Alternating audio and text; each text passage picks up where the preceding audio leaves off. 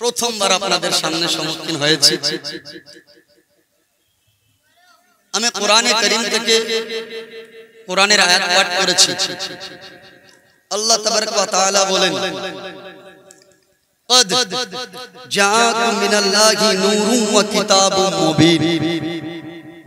तहकीक के आ गया तुम्हारे पास अल्लाह की तरफ से एक नूर और एक रोशन किताब। जोरे बोल।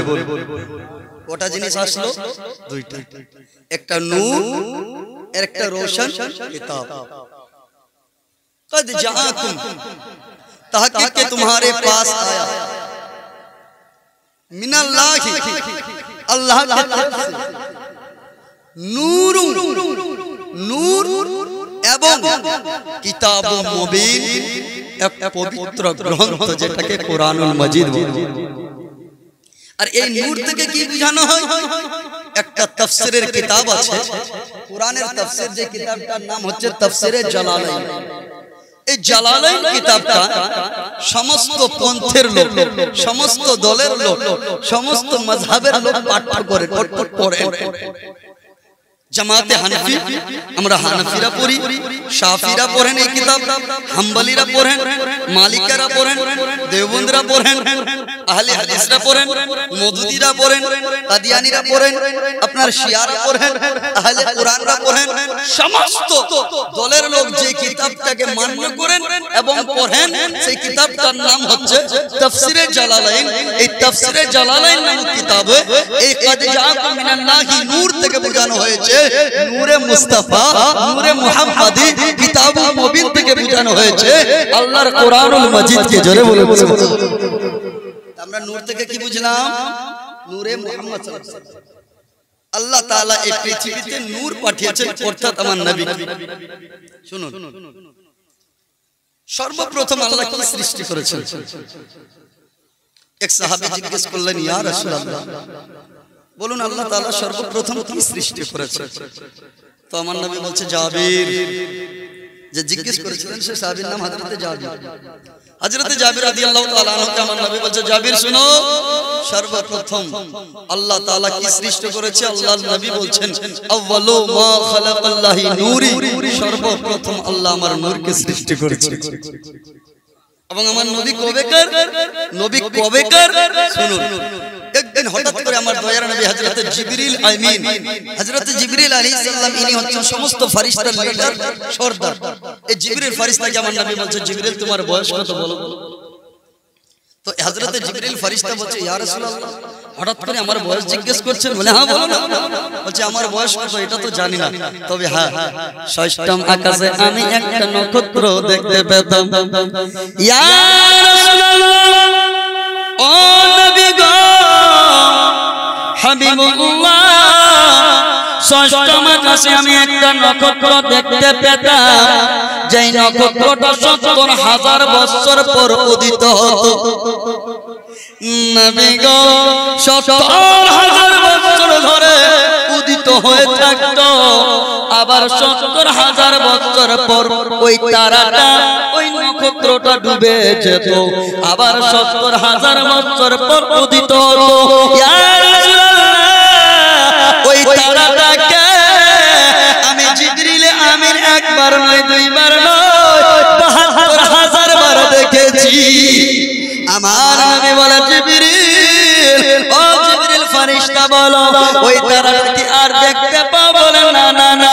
আমার নবী বলে, জিবরিল রে, আল্লাহর ইজ্জতের কসম, ওই তারাটা আর কেউ নেই, তোমার নবী মুহাম্মদুর রাসূলুল্লাহ। বুঝতে পেরেছেন? তাহলে সবার আগে জিবরিলও অবাক যে আমার থেকেও আমার নবী আগেকার। জোরে বলে। আমরা মিলাদ শরীফে দুরূদে পড়ি না, আউয়াল নবী আখিরি। এই নবী সবার আগে সৃষ্টি, এসেছেন সব নবীর শেষে। জোরে বলে। নবী সবার আগে সৃষ্টি, এসেছেন সব নবীর শেষে।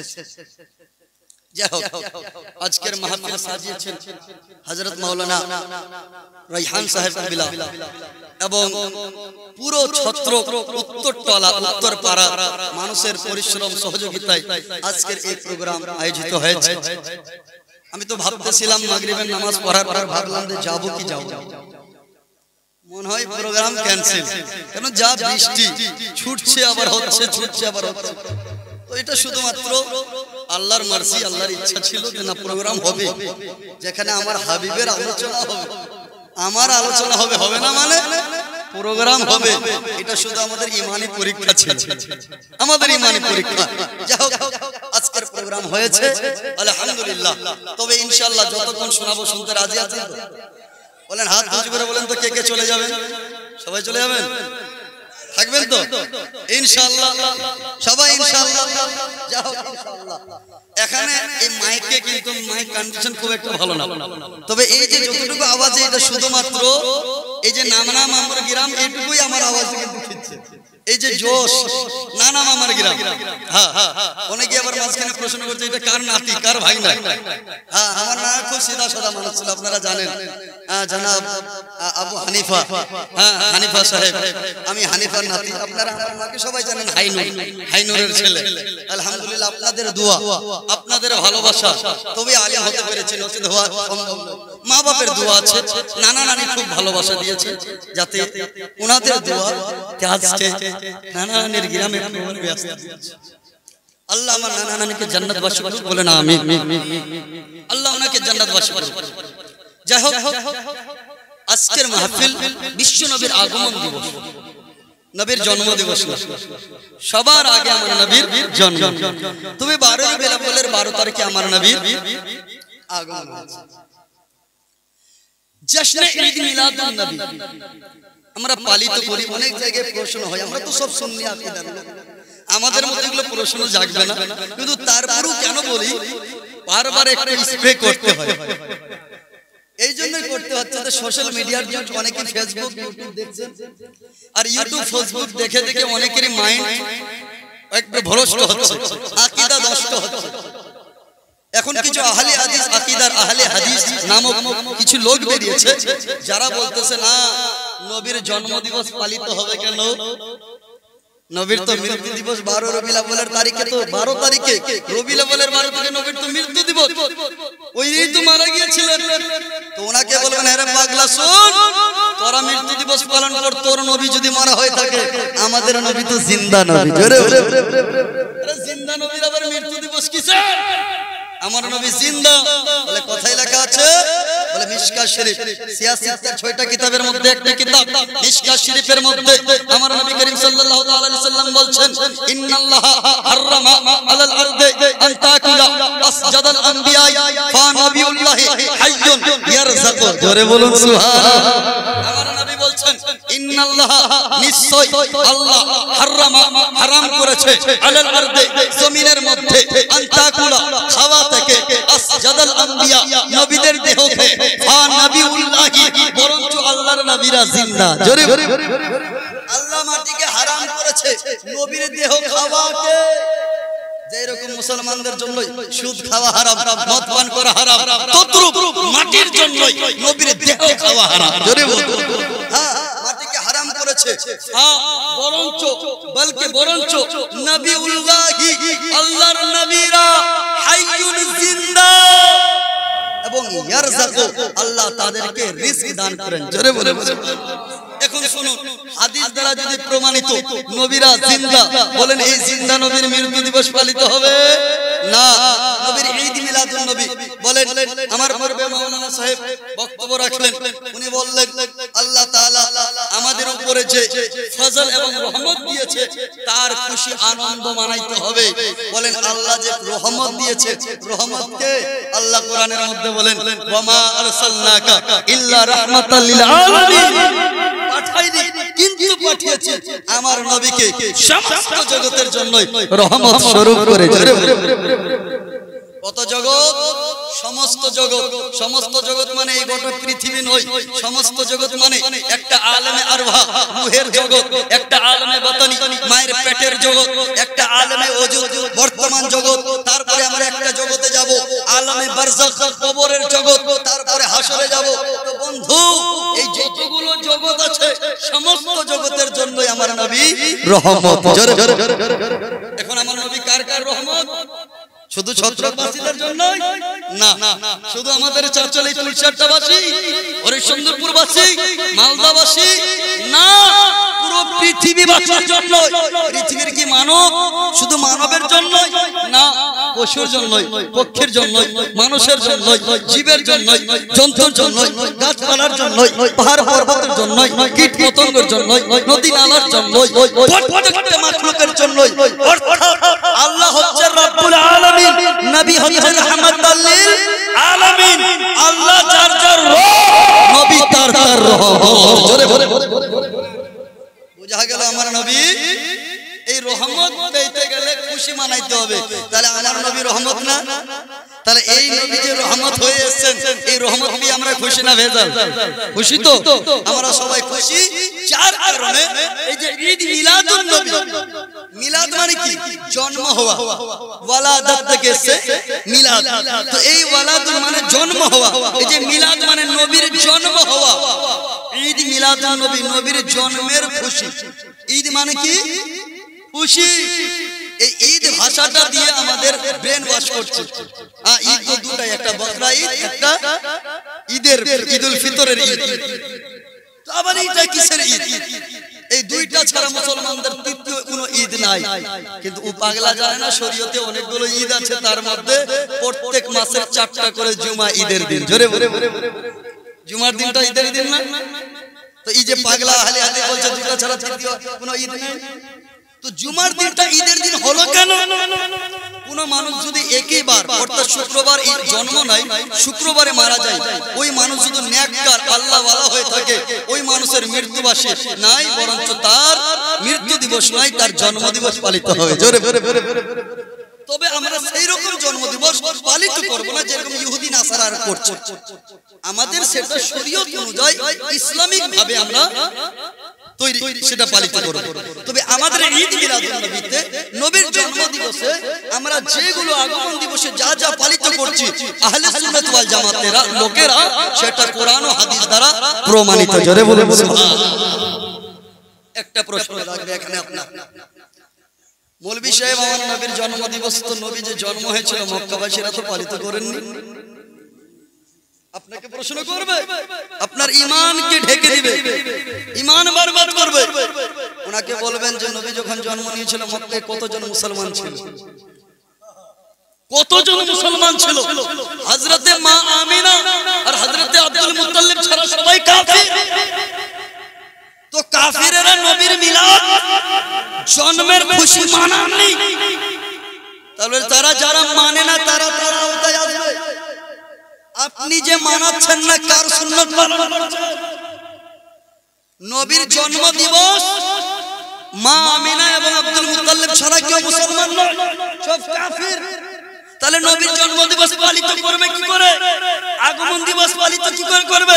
কিন্তু নবী যখন মক্কা ছেড়ে হিজরত করে মদিনায় যখন যাচ্ছেন, মদিনা প্রবেশ করার সময় মদিনার আনসাররা সবাই ছিল মুসলমান। তারা আমার নবীর মক্কা থেকে মদিনার আগমন দিবস পালন করছেন। তারা আগমন দিবস কেমন পালন করছেন? মদিনার ছোট ছোট ছেলে মেয়েদের দ্বারা তাফ বাজিয়ে আমার নবীর ওয়েলকাম জানাচ্ছিলেন। জোরে বলে সুবহানাল্লাহ। তো মদিনার মুসলমানদের আকীদা আপনি ফলো করবেন না মক্কার কাফিরদেরকে আপনি ফলো করবেন? আমরা মদিনাওয়ালা, আমরা মদিনার আনসার মুসলমান নেককার মুমিনদের কার্যকলাপগুলো আমরা ফলো করে জশ্নে ঈদ মিলাদুন নবী, নবীর আগমন দিবস পালন করে। আর যারা করে না তারা মক্কার কাফিরদের জিনিসটাকে ফলো করে। দেখুন বেরাদার মিল্লাত ইসলামী, নবীর খুশিতে, নবীর আগমন দিবসের খুশিতে আমরা যা কিছু করি, অর্থাৎ ধরেন মুফতি সাহেব শরবত খাওয়ালাম, নেকি পাবো? এই 500 টাকা দান করলাম, নেকি পাবো? ঘর সাজালাম, নেকি পাবো? কোন গরিব মিসকিনকে খাওয়ালাম, আমরা কি নেকি পাবো? তো শুনেন, আপনি তো মুসলমান, আপনি তো পাবেন। কাফির পেয়েছে, কাফির পেয়েছে। নবীর আগমন দিবসের খুশিতে নবীর চাচা আবু লাহাব, ইনার একটা দাসী ছিল, নাম ছিল সুয়াইবা। এই সুয়াইবা দাসী, ইনার জীবনীতে গেলে মোটামুটি 2 ঘন্টা লাগবে। সুয়াইবার আবার হিস্টোরি আছে অনেক বড়। তো এই সুয়াইবা মদিনার পাহাড়ি এলাকায় বাস করছিল একজন গরিব দরিদ্র ঘরের মেয়ে। ইনি নিজেকে বিক্রি করেছিলেন মা বাপের খুশির জন্য। দাসী হলেন আবুল হাবেব। আবুল হাবের কাছে তখন ছিল কি মালিকরা নিজ দাসীর সঙ্গে মিলন করা যায়। তো এই দাসীর দ্বারা 3টা বাচ্চা সুয়াইবার ইন্তেকাল হয়েছে, জন্ম নেওয়ার পরে ইন্তেকাল। কিন্তু আমার নবীর আগমনের কয়েকদিন পূর্বে এই সুয়াইবা বারবার নিজ মালিকের কাছে আবুল হাবের কাছে ছুটি চাইছে, কয়েক ঘন্টার জন্য ছুটি দেন, আমি মদিনা যাব, বৃদ্ধ মা বাবাকে দেখব। আমার মা বাবা জীবিত আছে কি মারা গেছে জানি না, কিন্তু আমি একটু দেখতে যাব। আমার কেন যেন মা বাবার কথাগুলো মনে পড়ছে, আমি যেতে চাই, একটু ছুটি দেন না। তো আবুল হাব দিচ্ছেন না, বারবার চাইতে গেছে। আবুল হাব খুব মার মেরেছে, এত মেরেছে গোটা শরীর লাল হয়ে গেছে সুয়াইবা। রাত্রি বেলায় ঘুমিয়েছে আবুল হাব, ভাবছে কালকে মারের ব্যথায় সকাল 10টার আগে এই সুয়াইবা জাগবে না। কিন্তু সারা রাত এই দাসী ঘুমায়নি, আর সারা রাত দেখছে, ঘুমিয়ে ঘুমিয়ে শুয়ে শুয়ে দেখছে, ঘুম না পেরে শুয়ে শুয়ে দেখছে যে মক্কা নগরটা গোটাটা আলোকিত হয়েছে। আলোটা কোথা থেকে ছড়াচ্ছে? মা আমিনার ঘর থেকে ছড়াচ্ছে। ওই আলোতে আরো ঘুম ধরতো না সুয়াইবার। ভোর হতে না হতে, সকাল হতে না হতে এই সুয়াইবা চলে গেল আমিনার ঘরে। আমিনা, কি ব্যাপার, তোমার ঘরে কি হচ্ছিল? সারা রাত এত জ্যোতি, এত আলো, যে আলোতে আমার ঘুম ধরছিল না, আমি ভয়ে বাড়ির বাইরে পা রাখছিলাম না। আমিনা, কি ব্যাপার? বলছে আমার ঘরে একটা সন্তান জন্ম নিয়েছে, একটা ছেলে হয়েছে। বলে আমিনা গো, বলছে একটু কোলে দিবা? কোলে নেওয়ার আবদার করলো, নাও কোলে নাও। বলছে আমিনা আর একটা আবদার। বলে কি আবদার? বলে স্তনের দুধ পান করাবো, আমার বাচ্চাটা মারা গেছে, স্তন দুধে ভরা আছে, একটু দিবি? আমি দুধ পান করাতে চাই বাচ্চাটাকে। বলে বাচ্চাটাকে দুধ পান করাচ্ছে। পান করার পর এখন আস্তে আস্তে নিচ্ছিল, দুধ খাওয়াচ্ছে। হঠাৎ করে কি যেন জুবান দিয়ে বলল, চুপ করে বলছে আমিনা লে লে। আমিনা লে। আমিনা বলছে কি পাগলি মেয়ে রে, আসলো আসতে, আবার বললো আমিনা একটু তোমার ছেলেকে দিবি? আবদার ছিল, দিলাম, আস্তে নিল। আবার যখন দুধ পান করার আবদার করলো, আবদার শুনলাম, আস্তে দুধ পান করালো, কিন্তু দিচ্ছে তাড়াতাড়ি। কি ব্যাপার? দিল, দৌড় মারলো। কোথায়? সকাল সকাল চলে গেল আবুল হাবের কাছে। আবুল হাব এর মাথা খারাপ, এই কি ব্যাপার? কাল এত মার মারলাম, ভাবলাম যে সকাল 10টার আগে জাগবে না, এই সূর্য উঠার আগে উঠে গেছে। মানে বলছে আবুল হাব, জি জি জি, কি হলো? কি হলো সুয়াইবা? বলছে আবুল হাব তুমি জানো একটা সুসংবাদ দিতে এসেছি। বলে কিসের সুসংবাদ? বলছে তোমার ভাই আব্দুল্লাহ ছিল না, যে ব্যবসা থেকে ফেরার সময় ইন্তেকাল করেছে? বলে হ্যাঁ, তার স্ত্রী আমিনা ছিল। বলে হ্যাঁ, তার গর্ভ থেকে একটা সুসন্তান ছেলে জন্ম নিয়েছে। তোমার ভাতিজা হয়েছিল না? এ খুব খুশি হলো। আবুল হাব খুশি হয়ে এই ভাতিজার জন্মের খুশিতে, কার জন্ম? মুহাম্মদুর রাসূলুল্লাহর আগমনের খুশি, আমার নবীর আগমনের খুশিতে বলছে সুয়াইবা আমার ভাতিজার আগমনের খুশি জানালি? যা, তুই চাইছিলি না কিছুদিন ধরে বাপকে দেখবি, মাকে দেখার ছুটি চাইছিলে, যা আমি তোকে এই ডান হাতের শাহাদাত আঙ্গুল দিয়ে বলছে, যা আমি তোকে একদিন নয়, 2 দিন নয়, 1 বছর নয়, জীবন ভরার জন্য তোমাকে আমি আযাদ করে দেব। কে করলো? আবুল হাব। কে ছিল? কাফির। এই কাফির হয়ে আমার নবীর খুশিতে নিজের দাসীকে স্বাধীন করলেন, আজাদ করলেন। এখন এই আবুল হাবকে জিজ্ঞেস করা হলো মৃত্যুর পরে, যখন মারা গেলেন, মরে যাওয়ার পরে যখন তাকে স্বপ্নে দেখা যাচ্ছে, তাকে আমার নবী বলছেন তাকে দেখা যায়, যখন ওকে জিজ্ঞেস করা হলো আবুল হাব কি খবর জাহান্নামের ভিতরে?